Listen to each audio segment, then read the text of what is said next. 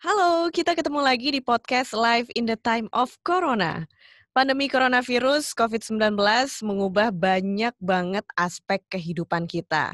Mulai dari kenalan dengan istilah baru, ngelakuin kebiasaan baru, aktivitas secara online, dan banyak banget deh. Semua ini demi memastikan kita dalam pola hidup yang sehat.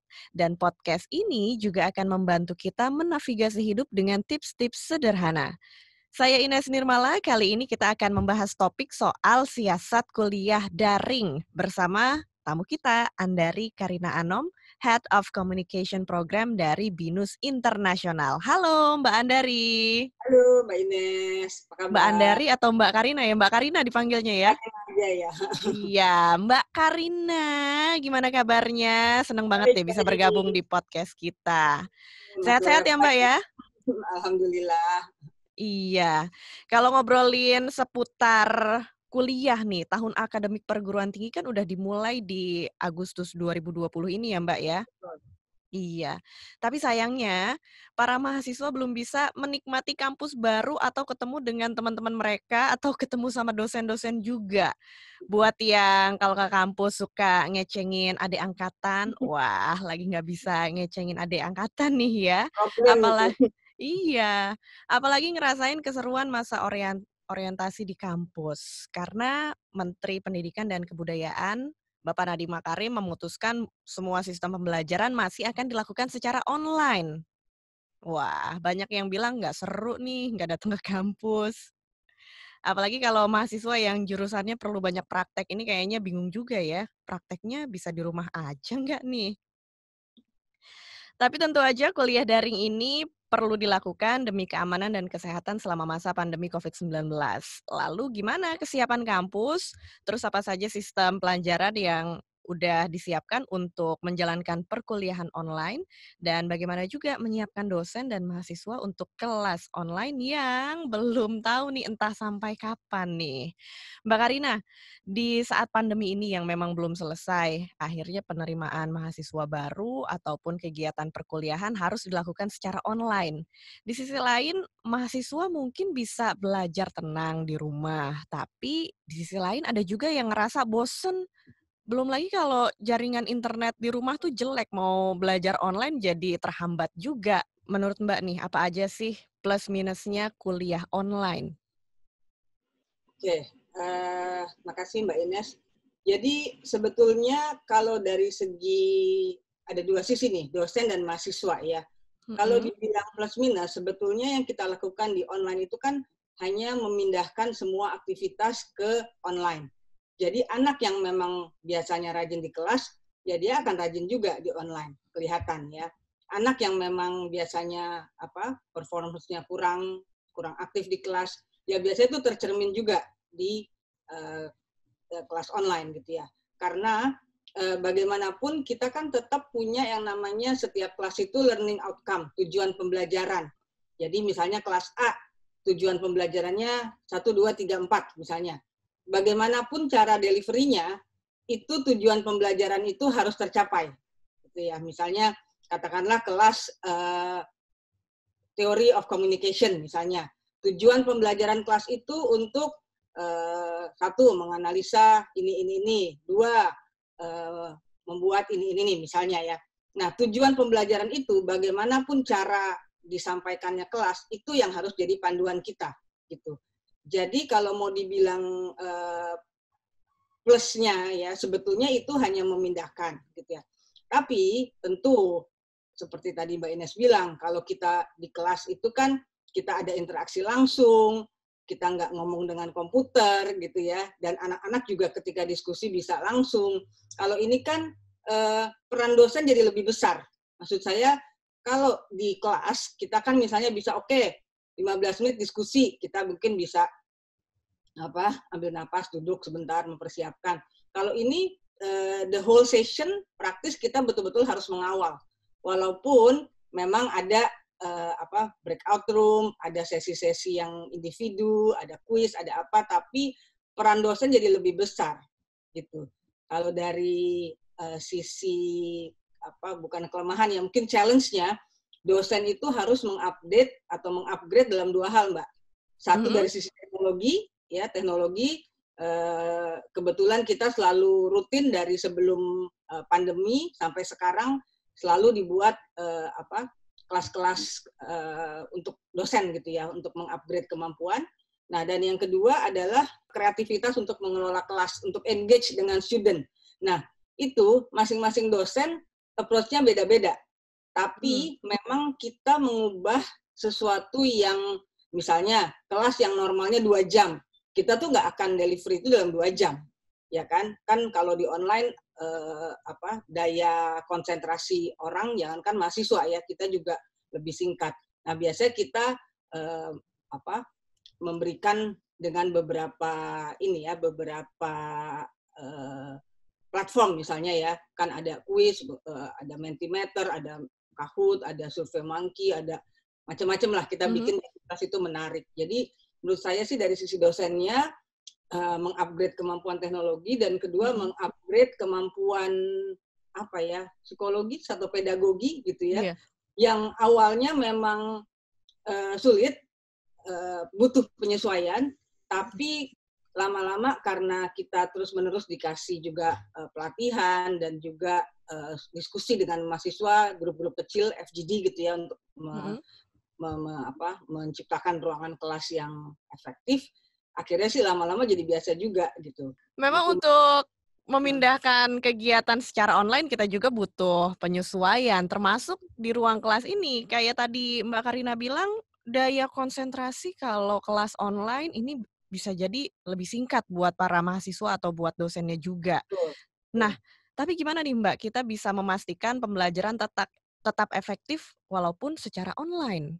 Oke, nah gini, kalau kelas-kelas saya biasanya atau dosen di BINUS pada umumnya, kita kan sekarang modusnya anak-anak itu kan mematikan video, mematikan suara gitu ya, sehingga kita tidak bisa pantau. Nah, kalau di kita, saya mengharuskan anak-anak itu di awal membuka video dan suara gitu. Jadi kita grid satu persatu absensi awal untuk memastikan bahwa Mbak Ines ada, si A, si B, si C ada gitu ya.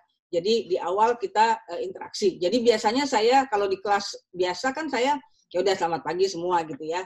Kalau sekarang saya tanya satu-satu. Benar-benar saya awali dengan pertanyaan personal gitu ya. Kebetulan kan kita kalau di BINUS Internasional kelasnya tuh kecil, kurang dari 30 ya, rata-rata 20 sekian. Saya tanya satu. Nah, kemudian biasanya kalau di kelas biasa kita bisa 50-50 antara slide presentasi dan diskusi atau assignment. Kalau sekarang biasanya saya selang-seling.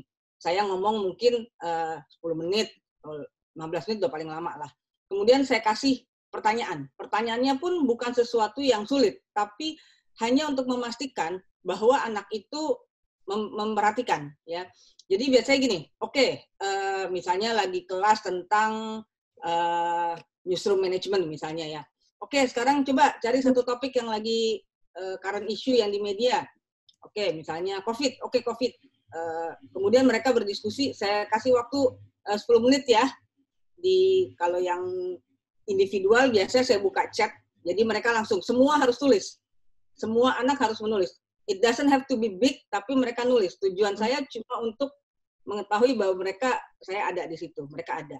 Nah, kalau udah selesai mereka tulis, kita bahas, masing-masing ngomong. Jadi kemudian kalau yang diskusinya agak panjang, biasanya saya pakai breakout room. Misalnya 3 atau 4 breakout room. Ya. Nah, di breakout room biasanya saya keliling ke satu persatu breakout room. Nah, jadi memang proporsi kita ngomong lecturing yang presentation-nya itu memang jadi berkurang. Kita harus mengubah atau menyesuaikan dengan metode-metode lain untuk memastikan anak itu engage. Itu sih menurut saya tantangannya. Karena memang seperti yang Mbak Karina bilang tadi, ketika ikut kuliah online di Zoom, di-mute lah mikrofonnya, videonya juga nggak tampil. Ini makanya ada atau enggak, betul kan? Iya, dosen juga jadi lebih kreatif lagi nih untuk membuat mahasiswanya ikut berperan dan memastikan untuk memperhatikan kuliahnya supaya pembelajaran tetap efektif ya Mbak ya.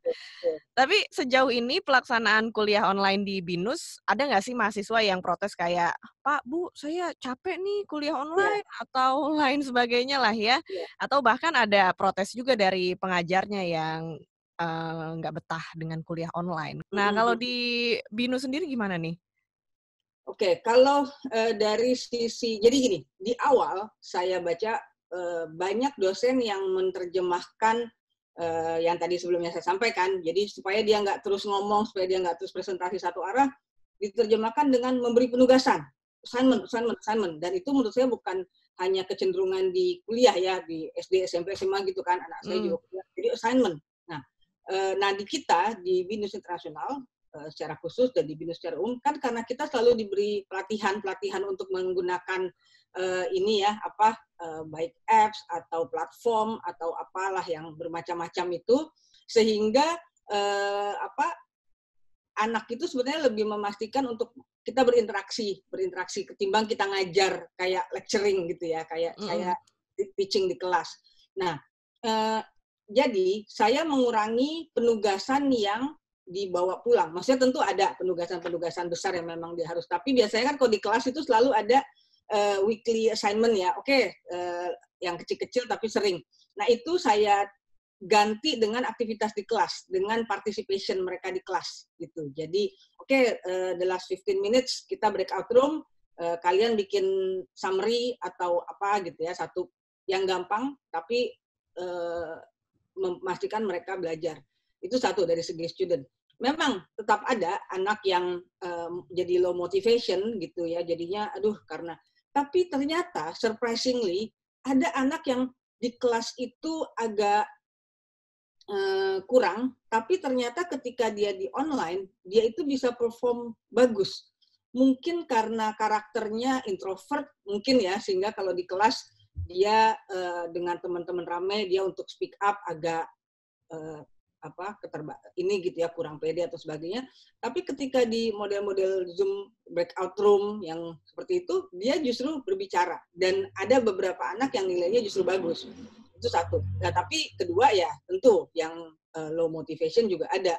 Jadi ke setiap dia kuliah nggak submit lah walaupun ininya mudah. Nah, kedua adalah disiplin. Disiplin dalam arti gini, kita kan nggak bisa ngecek ya apakah anak ini sambil di kamar mandi, sambil dia jogging, sambil dia itu kan sebenarnya kita nggak tahu ya. Artinya dia bisa aja nyalakan video. Nah, saya selalu bilang ke anak-anak pagi atau ketika kelas mulai, make sure you sit properly, entah di mana, pokoknya jangan tiduran, jangan ini, duduk. Paling nggak ketika pembukaan ini dan itu ternyata itu works gitu ya. Awal-awal kan mungkin apa ya ada yang tidur, ada yang sambil apa-apa, itu kan sebetulnya bukan ini yang baik ya karena kita kan seperti ini kelas gitu loh ya, ini kelas mhm. bukan kita ngobrol gitu. Nah itu dari sisi student. Jadi yang low motif menjadi semangatnya kurang karena ini ada. Tapi kita itu kan punya yang namanya academic advisor, pembimbing akademik gitu. Mhm. Nah, selama WFH ini, pembimbing akademik itu jadi lebih intens. Eh, apa keluhan apa ini apa dan sebagainya sehingga dari awal anak-anak yang merasa ada masalah itu bisa dikonsultasikan. Nah, kedua dari sisi dosen. Nah, ini gatek gitu-gitu apalagi dosen-dosen yang mungkin udah senior untuk berurusan dengan teknologi, memakai platform baru dan sebagainya itu PR gitu ya. Nah, itu makanya kita lakukan pelatihan-pelatihan terus karena kalau enggak kecenderungannya itu kasih assignment gitu. Di awal saya juga merasa dari saya sendiri banyak improve. Tadinya tuh capek gitu ya. Capek dalam arti kok saya jadi ngomong melulu walaupun saya breakout room, ada quiz, ada ini tapi kan saya tetap yang harus alert dalam total. Nah, lama-lama ketika saya sudah mulai menguasai platform-platform baru, sudah mulai mendapat pelatihan-pelatihan tentang pedagogi melalui online dan sebagainya.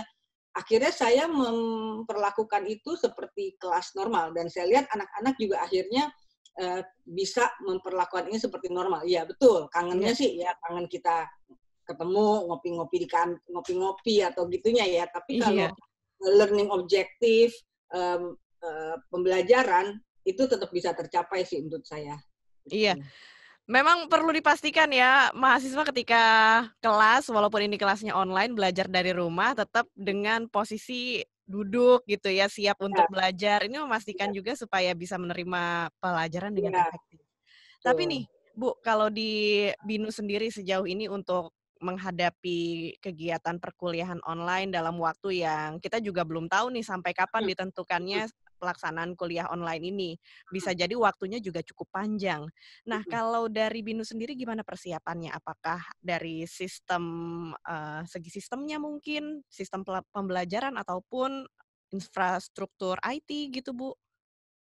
Oke, kalau kita sampai, akhir tahun ini kemungkinan besar memang masih akan online semua. Karena sebetulnya dari, sebelum pandemi ini, semester lalu dan tahun lalu, kita memang sudah mempersiapkan untuk beberapa sesi itu akan di-deliver secara, online gitu ya. Ada 2 nih, melalui online, di mana kita live, yang kedua melalui video, video based learning. Jadi sudah direkam sebelumnya, terutama untuk kelas-kelas yang paralel gitu ya. Nah, kalau dari sisi kesiapan, persiapannya, eee, kita pertama tidak mengubah silabus, dalam arti learning objektifnya misalnya kelas kelas A tujuannya ini, ya kita tetap learning objektifnya itu, tujuan dari kelas-kelas tersebut.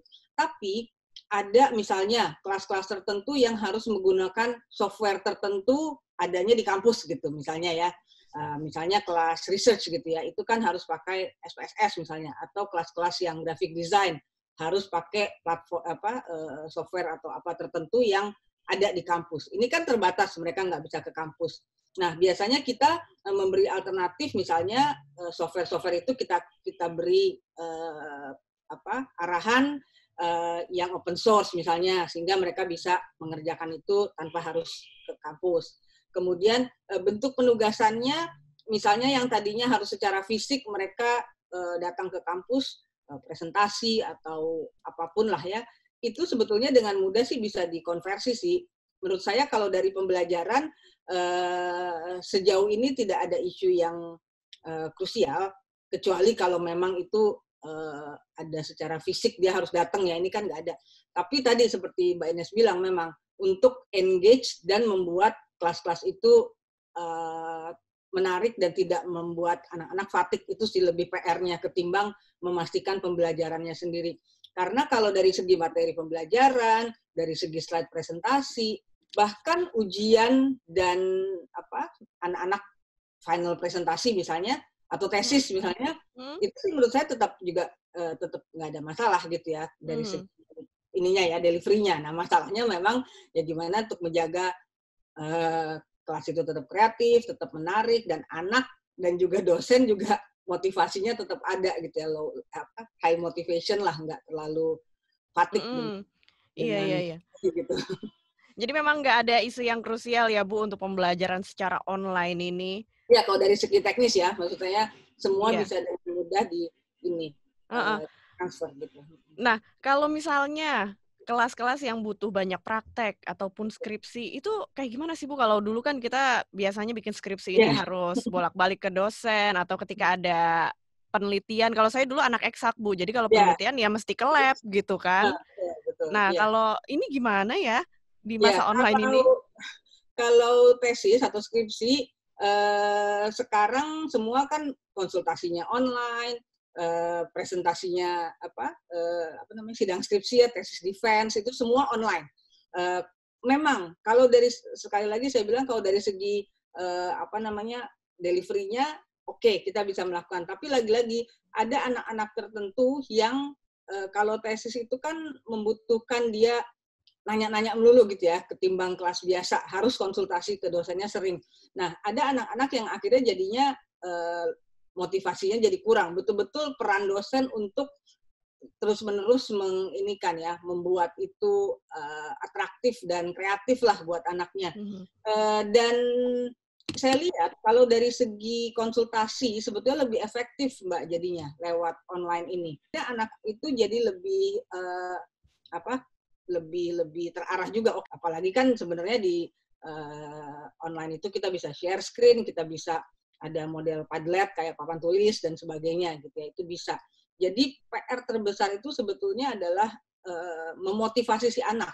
Karena ada beberapa kasus, kebetulan bukan mahasiswa bimbingan saya ya, anaknya pinter, cepet lah kerjanya juga ya, effortnya bagus, tapi selama dia ini melalui konsultasi online dan sebagainya itu kelihatan kayak kok stuck gitu ya, nggak terlalu perkembangannya bagus, padahal normalnya dia bagus. Nah, ternyata ngobrol-ngobrol ya kayaknya itu gitu. Dia mungkin merasa kalau kita ngobrol atau diskusi online atau nggak ketemu langsung itu kan kayak nggak afdol gitu ya, nggak kayak betulan konsultasi gitu ya.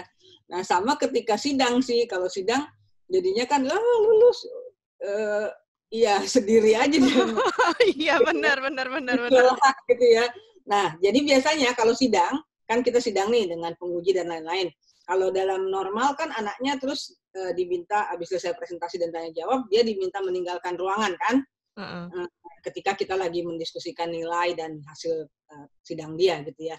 Nah, kalau sekarang, oke, dia meninggalkan ruangannya, meninggalkan Zoom gitu ya. Oke, tinggalkan Zoom, nanti 10 atau 15 menit kemudian balik. Nah, yang lucu kadang-kadang di awal-awal, oke, kita akan diskusiin soal sidang kamu, silakan kamu meninggalkan ruangan, nanti kembali lagi dalam.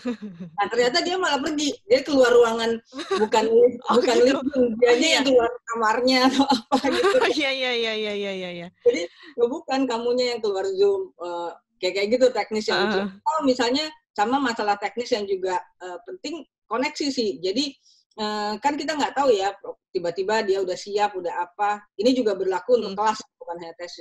Tiba-tiba hilang, koneksinya jelek, tiba-tiba. Nah, itu PR banget. Maksud Iya iya saya, benar. bahkan kita di Jakarta aja masih sering terjadi. Makanya kalau di luar di daerah mungkin lebih menjadi isu lagi ya. Karena di kita aja itu sering lagi kelas tiba-tiba koneksinya hilang, dia reconnect lagi, tiba-tiba dosennya, nah hal-hal teknis kayak begitu yang kadang-kadang ada walaupun tidak dominan lah. Iya, memang masalah teknis ini banyak terjadi sih Bu, bahkan di Jakarta walaupun koneksi internet itu katanya ya paling kuat di Indonesia, paling bagus di Jakarta, ya banyak juga yang sering mengalami masalah gangguan koneksi internet sendiri.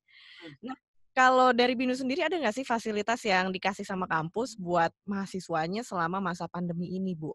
Apa aja Oke, tuh? kalau dari kampus ke dosen ada, jadi di awal kan di list gitu ya dosen-dosen yang punya membutuhkan kuota internet, mungkin di lokasinya tidak baik dan ini dan itu gitu ya, yang sudah baik siapa. Jadi kita bikin tiap-tiap program bikin list.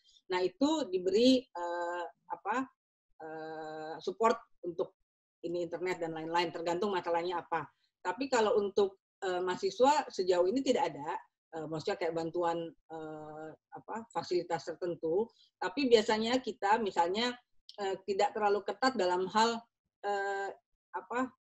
dia nggak bisa di laptop, tiba-tiba harus pakai handphone atau mungkin low ini ya sinyalnya lagi buruk sehingga dia harus mematikan. Selama kita tahu bahwa dia tetap engage. Karena kan caranya bisa, walaupun dia nggak online, kita tetap tahu kan, oke ini kita chat atau diskusi soal ini, ya kan dia tetap bisa terlibat gitu. Itu sih kalau dari sisi studentnya. Jadi support kita untuk memastikan dia mengikuti kuliah, dan kedua support dalam hal itu academic advisory, pembimbing akademik. Jadi karena menurut saya problem terbesarnya itu bukan hanya soal teknis ya, teknis penting, tapi lebih ke memotivasi student, membuat mereka tetap mau mengikuti kelas. Nah, disinilah peran si pembimbing akademik yang menurut saya jadi lebih dibutuhkan lah ketimbang hari-hari sebelumnya gitu.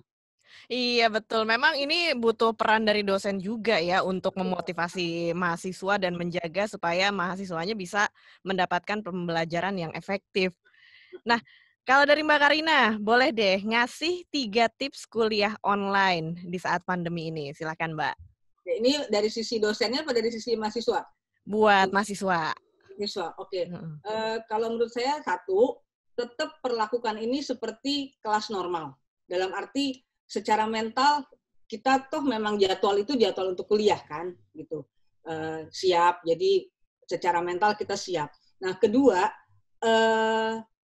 tetap terbuka untuk segala kreativitas dan tetap terbuka dalam arti gini, dosen itu juga bukan bukan kayak mesin yang dimana ketika ada masalah ini harus menyelesaikan dengan ini gitu ya, kayak semacam mesin. Itu sangat bisa diajak diskusi gitu ya. Jadi ngobrol lah, ngomong, komunikasi lah apapun problemnya dengan dosen gitu ya. Kemudian yang ketiga adalah menurut saya bekali diri anak-anak ini dengan kondisi terkini gitu ya, baca, tahu update, jadi melakukan sesuatu. Karena kalau enggak, saya lihat anak-anak yang stres dan tidak punya motivasi itu biasanya mereka jatuhnya kan di kamar aja, diam aja, nggak ngapa-ngapain gitu ya. Jadi saya selalu bilang sama anak-anak, aktif lah, tetap melakukan sesuatu yang kamu suka gitu. Jadi ketika kuliah, ya kuliah, fokus gitu ya. 2 jam, oke, 2 jam. Toh kan kita sama-sama belajar nih, toh kita sama-sama menyesuaikan kondisinya. Nah, tapi di masa-masa lain, tetaplah have fun. Nah ini, tetap have fun gitu. Jangan menganggap bahwa ini sesuatu yang beban di mana kita tersiksa sekali gitu. Jadi tetap have fun. Saya selalu bilang, di luar kelas ini, ketika kelas, saya minta kalian konsentrasi 2 jam atau berapa gitu, sesuai dengan kelas. Karena toh tanpa pandemi ini memang kita ada di kelas kan, 2 jam gitu. Di sisi lain, ya udah kalian have fun, do something that you like gitu. Jadi menurut saya jangan hanya memikirkan bahwa aduh tersusah, aduh video lagi, aduh ini gitu ya. Karena dari dosen pun kan sebetulnya kita menyesuaikan semacam itu gitu ya. Tapi we'll survive gitu. We will dan satu lagi Mbak, situasi ini kan sebetulnya walaupun kelihatannya kita dipaksa semua harus online, walaupun kelihatannya kita tiba-tiba harus menyesuaikan, ini kan sebetulnya refleksi masa depan ya. Maksudnya nantinya kita pasti arahnya ke work from home, remote office, remote classroom, itu pasti sooner or later ini akan seperti ini gitu ya. Jadi mungkin nanti ketika anak-anak itu betulan bekerja sudah lulus, ya mereka akan mendapat situasi work from home dan sebagainya ya, bukan karena pandemi ya, tapi mungkin karena perkembangan zaman gitu. Artinya use this opportunity to upgrade yourself, teknologi, psychologically, dan kreativitas. Itu menurut saya. Jadi aja latihan, exercise, bahwa nanti kalian akan siap, bahkan lebih siap dari generasi kita atau generasi yang kakak-kakak kelasnya yang mungkin masih gagap, atau generasi kita gitu ya, ketika kuliah, online boro-boro gitu ya. Kalau mereka kan ketika mereka nanti lulus, masuk ke angkatan bekerja, berkarir, atau melakukan apapun, ya mereka sudah siap dengan kondisi yang serba online dan remote. Iya, bisa dibilang dengan adanya pandemi ini kita dipaksa digitalize ya untuk melakukan segala sesuatu online.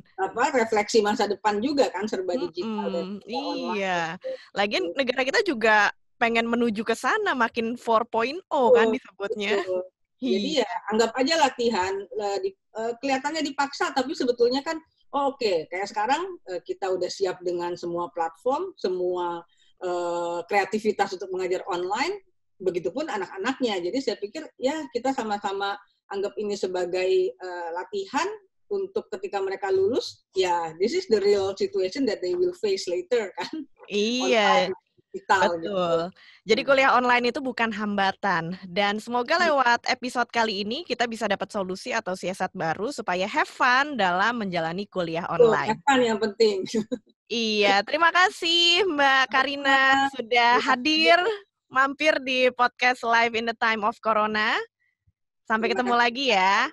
Oke, semoga berguna. Iya. Nah, itu dia Andari Karina Anom, Head of Communication Program dari BINUS Internasional. Terima kasih buat kamu yang sudah mendengarkan podcast Live in the Time of Corona. Untuk ide dan masukan, silahkan email ke podcast@kbrprime.id. Tulis di bagian subjek Podcast Corona. Jangan lupa ikuti juga podcast yang cocok untuk kamu yang curious mind. Kamu bisa langsung aja klik ke www.kbrprime.id atau di platform mendengarkan podcast lainnya. Ikuti kami di Instagram @kbr.id dan sampai jumpa di episode Live in the Time of Corona selanjutnya.